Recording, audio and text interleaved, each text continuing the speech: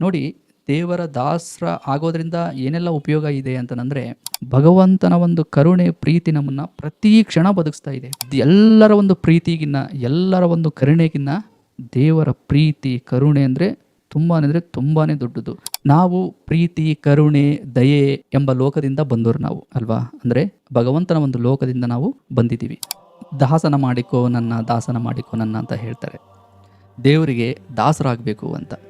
ನೋಡಿ, ದೇವರಿಗೆ ದಾಸರಾದ್ವಿ ಅಂತಂದರೆ ಅದರಲ್ಲಿರೋ ಒಂದು ಶಾಂತಿ, ನೆಮ್ಮದಿನೇ ಬೇರೆ ಅದು. ಆದರೆ ಈ ದಾಸರಾಗೋದು ಅಂದರೆ ಸಾಮಾನ್ಯ ಅಲ್ಲ.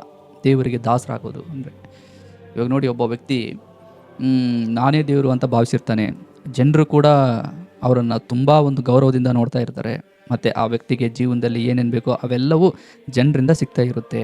ಅಂದರೆ ನಾನೇ ದೇವರು, ನಾನೊಬ್ಬ ದೊಡ್ಡವನು, ಎಲ್ಲರಿಗಿಂತ ದೊಡ್ಡವನು ಅಂತ ಹೇಳಿ ಆ ವ್ಯಕ್ತಿ ಭಾವಿಸಿರ್ತಾನೆ.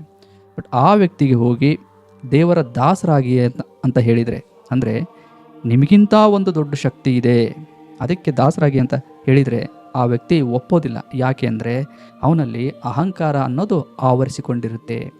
ಯಾಕಂದರೆ ಇದುವರೆಗೂ ಜನಗಳು ನನ್ನೇ ದೇವರು ಅಂತ ಭಾವಿಸಿದ್ದಾರೆ, ನನಗೇನೇನು ಬೇಕೋ ಅವನ್ನೆಲ್ಲ ಕೊಡ್ತಾ ಇದ್ದಾರೆ, ಅಂದರೆ ಒಂದು ಸ್ಥಾನದಲ್ಲಿ ಇಟ್ಟಿದ್ದಾರೆ. ನಾನೇನಾದ್ರು ಇವಾಗ ಇಲ್ಲ, ನನಗಿಂತ ಒಂದು ದೇವರು ಮೇಲೊಬ್ಬ ಇದ್ದಾನೆ ಅಂತ ಹೇಳಿದೆ ಅಂತಂದರೆ ನನ್ನ ಒಂದು ಘನತೆ ಇಲ್ಲಿ ಕಡಿಮೆ ಆಗುತ್ತೆ ಅಂತ ಹೇಳಿ ವ್ಯಕ್ತಿ ಭಾವಿಸ್ತಾನೆ. ಅಂದರೆ ತನ್ನ ಅಹಂಕಾರವನ್ನು ಬಿಟ್ಕೊಡೋಕ್ಕೆ ಕೆಲವೊಬ್ಬರು ರೆಡಿ ಇರೋದಿಲ್ಲ.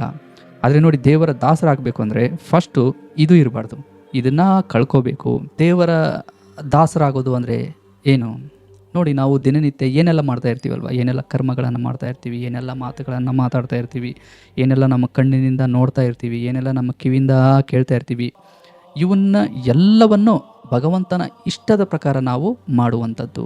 ಅಂದರೆ ನಾವಿಲ್ಲಿ ಏನೇ ಮಾಡಿದರೂ ಕೂಡ, ಒಂದು ಸಣ್ಣ ಕೆಲಸ ಮಾಡಿದರೂ ಕೂಡ ಭಗವಂತನ ಒಂದು ಮೆಚ್ಚುಗೆಯಲ್ಲಿ, ಭಗವಂತ ಇದನ್ನು ಮೆಚ್ಚಬೇಕು ಅನ್ನೋ ಒಂದು ದೃಷ್ಟಿಕೋನದಿಂದ ಎಲ್ಲವನ್ನು ಮಾಡುವಂಥದ್ದು. ಅಂದರೆ ಭಗವಂತನ ಒಂದು ಸೇವಕ, ಅಂದರೆ ತನ್ನನ್ನು ತಾನು ಸಂಪೂರ್ಣವಾಗಿ ಭಗವಂತನಿಗೆ ಶರಣಾಗತಿ ಮಾಡಿಕೊಳ್ಳುವಂಥದ್ದು. ಇದನ್ನೇ ದೇವರ ದಾಸರಾಗೋದು ಅಂತ ಹೇಳ್ತಾರೆ. ಹಾಗಾದರೆ ಸಾಮಾನ್ಯ ಜನರು ದೇವರ ದಾಸರು ಆಗ್ಬೋದಾ? ಖಂಡಿತ. ಈ ಭೂಮಿ ಮೇಲೆ ಯಾರೆಲ್ಲ ವಾಸ ಮಾಡ್ತಾ ಇದ್ದಾರಲ್ವ, ಅವರೆಲ್ಲರೂ ಕೂಡ ದೇವರ ದಾಸರಾಗಬೇಕು. ಏಕೆಂದರೆ ನಾವು ಇಲ್ಲಿ ಭಗವಂತ ಎಷ್ಟೆಲ್ಲ ಜೀವಿಗಳನ್ನು ಸೃಷ್ಟಿ ಮಾಡಿದ್ದಾನಲ್ವ, ಅದೇ ರೀತಿ ನಮ್ಮನ್ನು ಕೂಡ ಸೃಷ್ಟಿ ಮಾಡಿದ್ದಾನೆ. ನಾವು ಆ ಭಗವಂತನ ಕೃಪೆಯಿಂದ, ಆ ಭಗವಂತನ ಒಂದು ಶಕ್ತಿಯಿಂದ, ಭಗವಂತನ ಪ್ರೀತಿಯಿಂದ, ಆ ಭಗವಂತನ ಕರುಣೆಯಿಂದ ನಾವಿಲ್ಲಿ ಬದುಕ್ತಾ ಇದ್ದೀವಿ. ಮತ್ತು ನಮಗೊಂದು ಭಗವಂತ ಒಂದು ರೂಪ ಕೊಟ್ಟಿದ್ದಾನೆ. ಇವುಗಳ ಒಂದು ದೃಷ್ಟಿಕೋನದಿಂದ ನಾವು ಯೋಚನೆ ಮಾಡಿ ಭಗವಂತನಿಗೆ ದಾಸರಾಗಬೇಕು.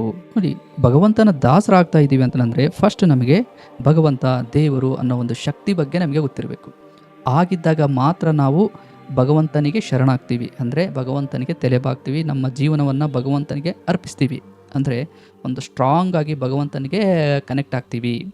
ಯಾವಾಗ ಭಗವಂತನ ಬಗ್ಗೆ ನಮಗೆ ಗೊತ್ತಿದ್ದಾಗ ಹೇಗೆ ತಿಳ್ಕೊಳ್ಳೋದು ಇದನ್ನು ಅಂತಂದರೆ, ನೋಡಿ, ನಾವು ಪ್ರೀತಿ, ಕರುಣೆ, ದಯೆ ಎಂಬ ಲೋಕದಿಂದ ಬಂದವರು ನಾವು ಅಲ್ವಾ? ಅಂದರೆ ಭಗವಂತನ ಒಂದು ಲೋಕದಿಂದ ನಾವು ಬಂದಿದ್ದೀವಿ.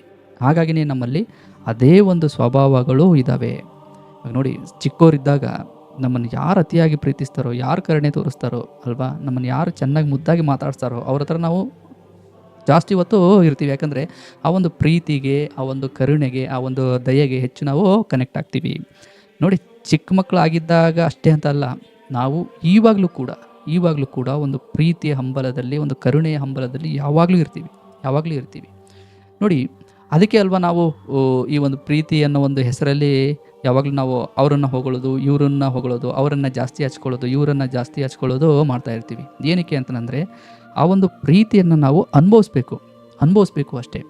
ನಮಗೆ ಯಾರಾದರೂ ನಮ್ಮ ಆಸೆಗಳ ಪ್ರಕಾರ ಇದ್ದರು ಅಂತಂದರೆ, ಮತ್ತು ನಮ್ಮ ಇಚ್ಛೆಗಳನ್ನು ಈಡೇರಿಸಿದ್ರು ಅಂತಂದರೆ ಅವರನ್ನು ಅತಿಯಾಗಿ ಪ್ರೀತಿ ಮಾಡೋಕ್ಕೆ ಶುರು ಮಾಡ್ತೀವಿ.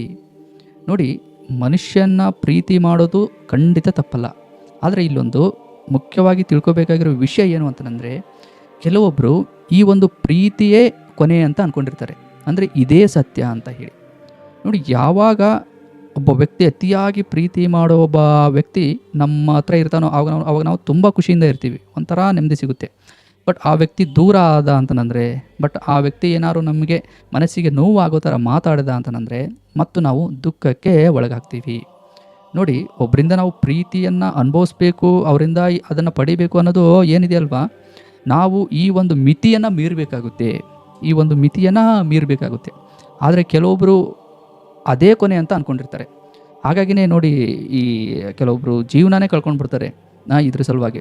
ಅಯ್ಯೋ, ಅವರು ಎಷ್ಟು ನಂಬಿದ್ದೆ ಅವರನ್ನು, ಅವ್ರು ನನ್ನ ಎಷ್ಟು ಪ್ರೀತಿ ಮಾಡ್ತಿದ್ರು, ಬಟ್ ಅವರು ನನ್ನ ಜೊತೆಗೆ ಇಲ್ವಲ್ಲ, ಇಲ್ಲ ನನ್ನ ಜೀವನ ಮುಗೀತು, ಅವರೇ ಇಲ್ಲ ಅಂದರೆ ನಾನಿನ್ನು ಯಾಕೆ ಬದುಕಬೇಕು, ಮತ್ತು ನನ್ನ ಜೀವನ ಮತ್ತಿನ್ನು ಹೇಗೆ ಚೆನ್ನಾಗಿರುತ್ತೆ, ಮತ್ತೆ ನನ್ನನ್ನು ಯಾರು ಪ್ರೀತಿಸ್ತಾರೆ, ಮತ್ತೆ ನನ್ನನ್ನು ಯಾರು ಚೆನ್ನಾಗಿ ನೋಡ್ಕೊತಾರೆ ಅಂತ ಹೇಳಿ ಕೆಲವೊಬ್ಬರು ಯೋಚನೆ ಮಾಡೋಕ್ಕೆ ಶುರು ಮಾಡ್ತಾರೆ. ಹಾಗಾಗಿನೇ ಕೆಲವೊಬ್ಬರು ದೂರ ಆದಾಗ ತುಂಬ ಡಿಪ್ರೆಷನ್ಗೆ ಹೋಗ್ತಾರೆ, ತುಂಬ ಡಿಪ್ರೆಷನ್ಗೆ ಹೋಗಿ ತಮ್ಮ ಜೀವನನೇ ಹಾಳು ಮಾಡ್ಕೊತಾರೆ. ನೋಡಿ, ಈ ಪ್ರೀತಿ, ಕರುಣೆ, ದಯೆ ಅನ್ನೋ ಒಂದು ವಿಷಯದಲ್ಲಿ ಎಲ್ಲರೂ ನಮ್ಮನ್ನು ಒಂದಲ್ಲ ಒಂದು ರೀತಿಯಲ್ಲಿ ದೂರ ಆಗೇ ಆಗ್ತಾರೆ. ನೋಡಿ, ನಾವು ಚಿಕ್ಕವರಿದ್ದಾಗ ನಮ್ಮ ತಂದೆ ತಾಯಿನೂ ತುಂಬ ಪ್ರೀತಿಸ್ತಾರೆ, ಕರುಣೆ ತೋರಿಸ್ತಾರೆ. ಬಟ್ ನಾವು ಬೆಳೀತಾ ಬೆಳೀತಾ ಬೆಳೀತಾ ಎಲ್ಲೋ ಒಂದು ಕಡೆಗೆ ಅವರು ಕೂಡ ನಮಗೆ ದೂರ ಆಗ್ತಾ ಇದ್ದಾರೆ ಅಂತ ಅನಿಸುತ್ತೆ. ಇನ್ನು ನಾವು ಹೆಂಡತಿ ತೊಗೊಂಡ್ರೆ, ಗಂಡನ ತೊಗೊಂಡ್ರೆ, ಮಕ್ಕಳನ್ನು ತೊಗೊಂಡ್ರೆ, ಇವರು ಕೂಡ ನಮ್ಮ ಜೊತೆಗೆ ಕೆಲ ಸಮಯದಲ್ಲಿ ಇರ್ತಾರೆ, ಮತ್ತು ಅವರ ಒಂದು ಸಮಯ ಏನಾದರೂ ಬಂತು ಅಂತಂದರೆ ಅವರು ಇಲ್ಲಿಂದ ಮೇಲುಗಡೆ ಹೋಗ್ತಾರೆ. ಅಂದರೆ ಒಂದಲ್ಲ ಒಂದು ರೀತಿಯಲ್ಲಿ ಪ್ರತಿಯೊಬ್ಬರು ನಮ್ಮಿಂದ ದೂರ ಆಗೇ ಆಗ್ತಾರೆ. ನಾವು ಒಂದು ಪ್ರೀತಿಯನ್ನು ಅವರಲ್ಲಿ ನಿರೀಕ್ಷೆ ಇಟ್ಟಿರ್ತೀವಿ, ಬಟ್ ಅವರು ದೂರ ಆದರು ಅಂತಂದರೆ, ಇಲ್ಲ ನನಗೆ ಎಲ್ಲ ಪ್ರೀತಿಗಳು ನನಗೆ ಕೊನೆಯಾದವು, ನನ್ನನ್ನು ಪ್ರೀತಿಸೋರು ಯಾರೂ ಇಲ್ಲ, ನಾನಿನ್ನ ಒಂಟಿ ಅಂತ ಹೇಳಿ ವ್ಯಕ್ತಿಗೆ ಇಡೀ ಜೀವನನೇ ಬೇಸರ ಆಗುತ್ತೆ. ಹಾಗಾಗಿನೇ ನೋಡಿ, ಇಲ್ಲಿ ದೇವರ ದಾಸರಾಗೋದು ಅಂತಂದರೆ ಏನು, ಯಾಕೆ ಹೆಚ್ಚಾಗಿ ಜನ ದೇವರಿಗೆ ಭಕ್ತರಾಗ್ತಾರೆ, ತಮ್ಮ ಜೀವನವನ್ನೇ ದೇವರಿಗೆ ಅರ್ಪಿಸ್ತಾರೆ ಅಂತಂದರೆ, ಎಲ್ಲರ ಒಂದು ಪ್ರೀತಿಗಿನ್ನ, ಎಲ್ಲರ ಒಂದು ಕರುಣೆಗಿನ್ನ ದೇವರ ಪ್ರೀತಿ, ಕರುಣೆ ಅಂದರೆ ತುಂಬಾ ದೊಡ್ಡದು, ತುಂಬಾ ಅಪಾರ. ನೋಡಿ, ನಮ್ಮ ಬಗ್ಗೆ ನಾವು ಸ್ವಲ್ಪ ಯೋಚನೆ ಮಾಡಿದರೆ, ಇವಾಗ ನಾವು ಅಸ್ತಿತ್ವದಲ್ಲಿ ಇದ್ದೀವಿ ಅಲ್ವಾ, ಇದಕ್ಕೂ ಮುಂಚೆ ನಾವು ಏನಾಗಿದ್ವಿ ಅದು ನಮಗೆ ಗೊತ್ತಿಲ್ಲ. ಆದರೆ ಇವಾಗ ನಮಗೊಂದು ರೂಪ ಸಿಕ್ಕಿದೆ. ಎಂಥ ರೂಪ? ಯಾವುದೋ ಒಂದು ಪ್ರಾಣಿಗಳ ರೂಪ ಅಲ್ಲ, ಯಾವುದೋ ಒಂದು ಕ್ರಿಮಿಕೀಟಗಳ ರೂಪ ಅಲ್ಲ, ಮನುಷ್ಯನ ರೂಪ. ಮತ್ತು ನೋಡಿ, ದೇವರು ನಮಗೆ ಮನುಷ್ಯನ ಒಂದು ರೂಪ ಕೊಟ್ಟು ನಮ್ಮಲ್ಲಿ ಪ್ರೀತಿ, ಕರುಣೆ, ದಯೆಯನ್ನು ಇಟ್ಟಿದ್ದಾನೆ. ಹಾಗಾಗಿನೇ ನಾವು ಒಬ್ಬರನ್ನ ಕಂಡ್ರೆ ಪ್ರೀತಿಸ್ತೀವಿ ಮತ್ತು ಕರುಣೆ ತೋರಿಸ್ತೀವಿ. ವ್ಯಕ್ತಿ ಮೇಲೆ ಅಂತಲ್ಲ, ಎಲ್ಲ ಪ್ರಾಣಿಗಳ ಮೇಲೆ ದಯೆ, ಪ್ರೀತಿ, ಕರುಣೆಯನ್ನು ತೋರಿಸ್ತೀವಿ. ಮತ್ತು ಹೀಗೆ ಸ್ವಲ್ಪ ಯೋಚನೆ ಮಾಡ್ಕೊತ ಹೋದರೆ, ದೇವರು ನಾವು ಪಡ್ಕೊಳ್ಳೋಕ್ಕಾಗದೇ ಇರೋವಷ್ಟು ಎಲ್ಲ ವಸ್ತುಗಳನ್ನು ನಮ್ಮ ಒಳಗಡೆ ಇಟ್ಟಿದ್ದಾನೆ. ಇವಾಗ ನೋಡಿ, ನಮಗೇನಾದ್ರು ಒಂದು ಅನಾರೋಗ್ಯ ಆಯಿತು ಅಂತ ಅಂದ್ಕೊಳ್ಳಿ. ಅಂದರೆ ಒಂದು ಹಾರ್ಟಲ್ಲಿ ಏನೋ ಒಂದು ತೊಂದರೆ ಆದಾಗ ಡಾಕ್ಟ್ರು ಹೇಳಿದರು, ಇಲ್ಲ ನಿಮ್ಮ ಹಾರ್ಟಿಗೆ ಆಪ್ರೇಷನ್ ಮಾಡಬೇಕು ಅಂತ ಹೇಳಿ. ಇವಾಗ ನಿಮ್ಮ ಹತ್ರ ದುಡ್ಡಿರಲ್ಲ ಅಂತ ಅಂದ್ಕೊಳ್ಳಿ, ಯಾರೋ ಒಬ್ಬರು ಸಹಾಯ ಮಾಡಿದರು. ಆವಾಗ ನೀವೇನು ಅನ್ಕೊತೀರಿ?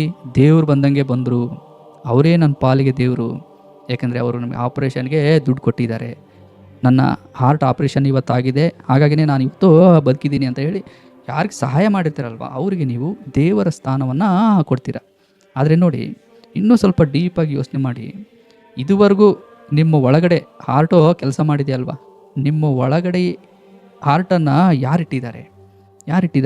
ಇದ್ರ ಬಗ್ಗೆ ಸ್ವಲ್ಪ ಯೋಚನೆ ಮಾಡಿ. ದೇವರು ಇಟ್ಟಿದ್ದಾನಲ್ವಾ. ನೋಡಿ, ಇವೆಲ್ಲ ತುಂಬ ಸೂಕ್ಷ್ಮವಾದ ವಿಚಾರಗಳು. ನಾವು ಇವುಗಳ ಬಗ್ಗೆ ಸ್ವಲ್ಪ ಯೋಚನೆ ಮಾಡಬೇಕು. ನಾವು ಯಾವಾಗಲೂ ಬರೀ ನಮ್ಮ ಹತ್ರ ಏನು ಕೊರತೆ ಇದೆ ಅಲ್ವಾ, ಅದ್ರ ಬಗ್ಗೆನೇ ಯೋಚನೆ ಮಾಡ್ತಾ ಇರ್ತೀವಿ. ಬಟ್ ನಮ್ಮ ಹತ್ರ ಏನಿದೆ ಅವುಗಳ ಬಗ್ಗೆ ಯೋಚನೆ ಮಾಡಿದರೆ ಭಗವಂತನ ನಿಜವಾದ ಪ್ರೀತಿ, ಕರುಣೆ ಏನು ಅನ್ನೋದು ನಮಗೆ ಗೊತ್ತಾಗುತ್ತೆ. ಅಂದರೆ ಭಗವಂತ ಎಷ್ಟು ದೊಡ್ಡವನು ಅನ್ನೋದು ನಮಗೆ ಗೊತ್ತಾಗುತ್ತೆ. ಇವಾಗ ನೋಡಿ, ನಮಗೆ ಒಂದು ಕಾಲಿಲ್ಲ ಅಂತಂದರೆ ಇವಾಗ ಬೇರೆ ಬೇರೆ ರೀತಿಯಾದ ಕಾಲುಗಳನ್ನು ಹಾಕ್ತಾರೆ. ಆದರೆ ನಾವು ಕೇಳ್ದೇನೆ ಭಗವಂತ ನಮಗೆ ಕಾಲು ಕೊಟ್ಟಿದ್ದಾನೆ, ಕೈ ಕೊಟ್ಟಿದ್ದಾನೆ, ಕಣ್ಣು ಕೊಟ್ಟಿದ್ದಾನೆ. ಇವೆಲ್ಲ ನಾವು ರೆಡಿ ಮಾಡ್ಕೊಂಡಿದ್ದೀವಾ? ಇಲ್ಲ ತಾನೇ, ಭಗವಂತ ಕೊಟ್ಟಿದ್ದಾನೆ. ನೋಡಿ, ಇವುಗಳ ಬಗ್ಗೆ ಸೂಕ್ಷ್ಮವಾಗಿ ಯೋಚನೆ ಮಾಡಿ ಬಿಡಿ. ಬೇರೆದ್ರ ಬಗ್ಗೆ ಬೇಡ, ಬೇರೆದ್ರ ಬಗ್ಗೆ ತುಂಬ ಕಷ್ಟ ಆಗುತ್ತೆ ಅಂತಂದರೆ ಬರೀ ನಮ್ಮ ಬಗ್ಗೆ ನಾವು ಯೋಚನೆ ಮಾಡಿದರೆ ಭಗವಂತನ ಒಂದು ಕರುಣೆ, ಪ್ರೀತಿ ನಮ್ಮನ್ನು ಪ್ರತಿ ಕ್ಷಣ ಬದುಕಿಸ್ತಾ ಇದೆ. ಇವಾಗ ನೋಡಿ, ನಾವು ನಿದ್ರೆಯಲ್ಲಿ ಉಸಿರಾಡ್ತಾ ಇರ್ತೀವಿ ಅಲ್ವಾ, ನಮಗದು ಅರಿವಿರೋದಿಲ್ಲ. ಆ ಉಸಿರಾಟದ ಕ್ರಿಯೆಯನ್ನು ಯಾರು ಮಾಡಿಸ್ತಾ ಇದ್ದಾರೆ? ಭಗವಂತ ಮಾಡಿಸ್ತಾ ಇದ್ದಾನೆ. ಮತ್ತು ನೋಡಿ, ನಮ್ಮ ಒಳಗಡೆ ಹಾರ್ಟ್ ಬೀಟು ಹೊಡಿತಾ ಇರುತ್ತೆ. ಇದ್ರ ಬಗ್ಗೆ ನಮಗೆ ಗೊತ್ತಿಲ್ಲ, ಆದರೂ ಅದು ತನ್ನಷ್ಟಕ್ಕೆ ತಾನೇ ಹೊಡಿತಾ ಇರುತ್ತೆ. ಈ ಒಂದು ಸಿಸ್ಟಮನ್ನು ಇಟ್ಟಿದ್ಯಾರು? ಈ ಒಂದು ಹಾರ್ಟ್ ಬೀಟನ್ನು ಸೃಷ್ಟಿ ಮಾಡಿದ್ಯಾರು? ಭಗವಂತ ಭಗವಂತ ನೋಡಿ ಎಷ್ಟು ಪ್ರೀತಿ ಇರ್ಬೋದು ಭಗವಂತ ನಮ್ಮ ಮೇಲೆ. ಇವಾಗ ಯಾರಾದರೂ ಒಂದು ಸ್ವಲ್ಪ ಸಹಾಯ ಮಾಡಿದ್ರು, ಸಣ್ಣ ಪುಟ್ಟ ವಸ್ತುಗಳನ್ನು ಕೊಟ್ವಿ ಅಂತಂದರೆ ನಾವು ಎಮೋಷ್ನಲಿ ಅವರಿಗೆ ತುಂಬ ಕನೆಕ್ಟ್ ಆಗಿ ಅವರಿಗೆ ಭಾವನಾತ್ಮಕವಾಗಿ ಏನೆಲ್ಲ ಮಾಡೋಕ್ಕೆ ಹೋಗ್ತೀವಲ್ವ, ಅವ್ರಿಗೆ ಆ ಸ್ಥಾನ ಈ ಸ್ಥಾನ ಕೊಡ್ತೀವಿ, ಅವರು ತುಂಬ ಹೊಗಳ್ತೀವಿ. ನಾವು ಕೇಳ್ದೇನೆ ಭಗವಂತ ನಮಗೆ ಇವನ್ನೆಲ್ಲ ಕೊಟ್ಟಿದ್ದಾನೆ. ಹೀಗಿರಬೇಕಾದ್ರೆ ನಾವು ಭಗವಂತನನ್ನು ಎಷ್ಟು ಪ್ರೀತಿಸಬೇಕು, ಎಷ್ಟು ಭಗವಂತನಿಗೆ ಕೃತಜ್ಞತೆಯನ್ನು ಸಲ್ಲಿಸಬೇಕು. ಭಗವಂತನಿಗೆ ನಾವು ಏನು ಮಾಡಿದ್ರೂ ಕಡಿಮೆನೇ. ಭಗವಂತ ನಮ್ಮಿಂದ ಏನು ಕೇಳೋದಿಲ್ಲ, ಯಾಕಂದರೆ ಭಗವಂತ ಎಲ್ಲದರಿಂದ ಮುಕ್ತನು. ದೇವರಿಗೆ ಏನೂ ಬೇಕಾಗಿಲ್ಲ, ದೇವರಿಗೆ ಏನೂ ಬೇಕಾಗಿಲ್ಲ. ನಾವು ಮಾಡಬೇಕಾಗಿರೋದೇನು, ದೇವರು ಇವನ್ನೆಲ್ಲ ಕೊಟ್ಟಿದ್ದಾನೆ ಅಂತಂದರೆ ನಾವು ಇವುಗಳ ಬಗ್ಗೆ ಎಲ್ಲ ಯೋಚನೆ ಮಾಡಿ ಆ ದೇವರನ್ನು ಅರಿತು ಆ ದೇವರಿಗೆ ದಾಸರಾಗಬೇಕು. ಅಂದರೆ ಇದು ಸರಿಯಾದ ಒಂದು ನ್ಯಾಯ. ಇದು ನಾವು ನ್ಯಾಯ ಸಲ್ಲಿಸ್ದಂಗೆ. ಬರೀ ನಮ್ಮ ಬಗ್ಗೆ ಯೋಚನೆ ಮಾಡಿದ್ರೆ ನಮಗೆ ಇಷ್ಟು ಗೊತ್ತಾಗುತ್ತೆ. ಇನ್ನು ಇಡೀ ಪ್ರಕೃತಿ ಬಗ್ಗೆ ಯೋಚನೆ ಮಾಡಿದರೆ ನೋಡಿ, ಇವತ್ತು ಸೂರ್ಯನಿಂದ ಬೆಳಕು ಬರ್ತಾ ಇದೆ ಅಂತಂದರೆ ಮನುಷ್ಯ ಹೋಗಿ ಅಲ್ಲಿ ಸೂರ್ಯನ ಫಿಕ್ಸ್ ಮಾಡಿಲ್ಲ ಅಲ್ವಾ. ಮನುಷ್ಯರು ಮಾಡೋಕೆ ಆಗೋದೇ ಇಲ್ಲ ಅದನ್ನು. ಮತ್ತು ಈ ಒಂದು ಗಾಳಿ ಆಗಲಿ, ಮತ್ತು ಮಳೆ ಬೀಳೋ ಒಂದು ಸಿಸ್ಟಮ್ ಆಗಲಿ, ಭೂಮಿಯಿಂದ ಒಂದು ಆಹಾರ ಬರೋದಾಗಲಿ, ಭೂಮಿಯಲ್ಲಿ ನಾವೊಂದು ಬೀಜ ಬಿತ್ತಬಹುದು ಅಷ್ಟೇ, ಬಟ್ ಅದರಿಂದ ಬೆಳೆ ಬರಬೇಕು ಅಂತಂದರೆ ಅದಕ್ಕೆ ಭಗವಂತನ ದೇವರ ಆಜ್ಞೆ ಬೇಕು. ಇವುಗಳ ಬಗ್ಗೆ ಯೋಚನೆ ಮಾಡ್ತಾ ಹೋದರೆ ದೇವರು ನಮ್ಮನ್ನು ಎಷ್ಟು ಪ್ರೀತಿಸ್ತಾನೆ, ದೇವರ ಕರುಣೆ ಎಷ್ಟು ಇದೆ ಅನ್ನೋದು ನಮಗೆ ಗೊತ್ತಾಗುತ್ತೆ. ಹಾಗಾಗಿನೇ ನಾವು ಪ್ರತಿಯೊಬ್ಬರು ದೇವರ ದಾಸರಾಗಬೇಕು. ನೋಡಿ, ದೇವರ ದಾಸರ ಆಗೋದ್ರಿಂದ ಏನೆಲ್ಲ ಉಪಯೋಗ ಇದೆ ಅಂತಂದರೆ ನಮ್ಮ ಜೀವನಕ್ಕೆ ಒಂದು ಅರ್ಥ ಇರುತ್ತೆ. ನೋಡಿ, ಇಡೀ ಜೀವನ ಭಗವಂತ ಕೊಟ್ಟಿದ್ದಾನಲ್ವ, ಆ ದೇವರ ಒಂದು ಇಚ್ಛೆಯಂತೆ ನಾವು ಬದುಕಿದ್ವಿ ಅಂತಂದರೆ ನಮ್ಮ ಜೀವನ ಅಲ್ಲಿ ಸಾರ್ಥಕ ಆಗುತ್ತೆ. ಮತ್ತು ಇನ್ನೊಂದೇನೆಂದರೆ ನೋಡಿ, ಯಾವಾಗಲೂ ವ್ಯಕ್ತಿ ಒಂದು ಶಾಂತ ರೀತಿಯಲ್ಲಿ ಇರ್ತಾನೆ. ಯಾಕಂದರೆ ಅವನು ದೇವರ ಇಚ್ಛೆಯಂತೆ ಬದುಕ್ತಾ ಇರ್ತಾನೆ ಅಂತಂದರೆ ಅವನು ಯಾವುದೇ ರೀತಿಯಾದ ಒಂದು ಅನ್ಯಾಯ ಆಗಲಿ, ಮೋಸ ಆಗಲಿ ಯಾರಿಗೂ ಮಾಡೋದಿಲ್ಲ. ನೋಡಿ, ನಮ್ಮ ಅಂತರಂಗ ಯಾವಾಗ ಡಿಸ್ಟರ್ಬ್ ಆಗುತ್ತೆ, ನಮಗೆ ಯಾವಾಗ ಆತಂಕ ಸೃಷ್ಟಿಯಾಗುತ್ತೆ ಅಂತಂದರೆ ನಾವು ನಮ್ಮ ಅಂತರಂಗದ ವಿರುದ್ಧ ಕೆಲಸಗಳನ್ನು ಮಾಡಿದಾಗ, ನಾವು ಯಾರಿಗಾರು ಮೋಸ ಮಾಡಿದ್ವಿ, ಅನ್ಯಾಯ ಮಾಡಿದ್ವಿ ಅಂತಂದರೆ ರಾತ್ರಿ ಬಂದು ಮಲಗಿದಾಗಲೂ ಕೂಡ ನಮ್ಮ ಹಾರ್ಟ್ ಬಿಟ್ಟು ಜೋರಾಗಿ ಹೊಡಿತಾ ಇರುತ್ತೆ. ಅಂದರೆ ಗಾಬರಿಯಿಂದ ಇರ್ತೀವಿ. ಅಯ್ಯೋ, ಅವರಿಗೆ ಅದನ್ನು ಮಾಡಿಬಿಟ್ಟೆಲ್ಲ, ಇದನ್ನು ಮಾಡಿಬಿಟ್ಟೆಲ್ಲ, ನಿದ್ದೆ ಬರೋದಿಲ್ಲ. ಹಾಗಾಗಿ ಈ ಯಾರು ದೇವರ ದಾಸರಾಗಿ ಪ್ರತಿಯೊಂದನ್ನು ದೇವರಿಗೆ ಅರ್ಪಿಸಿ ಎಲ್ಲ ಕರ್ಮಗಳನ್ನು ಮಾಡ್ತಾರೋ ಅವರು ಪ್ರಶಾಂತವಾಗಿ ನಿದ್ದೆ ಮಾಡ್ತಾರೆ. ಮತ್ತು ಇನ್ನೊಂದೇನೆಂದರೆ ಸಾವಿನ ಭಯ ಅವರಿಗೆ ಕಾಡೋದಿಲ್ಲ. ಯಾಕೆಂದರೆ ನೋಡಿ, ಭಗವಂತನೇ ಒಂದು ಜನ್ಮ ನಮಗೆ ಕೊಟ್ಟಿದ್ದಾನೆ ಅಂತಂದರೆ, ಒಂದು ಜೀವನ ಕೊಟ್ಟಿದ್ದಾನೆ ಅಂತಂದರೆ, ಮತ್ತು ಮರಣದ ನಂತರನೂ ನಾವು ಭಗವಂತನ ಹತ್ರನೇ ಹೋಗಬೇಕಲ್ವ, ದೇವರ ಹತ್ರನೇ ಹೋಗಬೇಕು.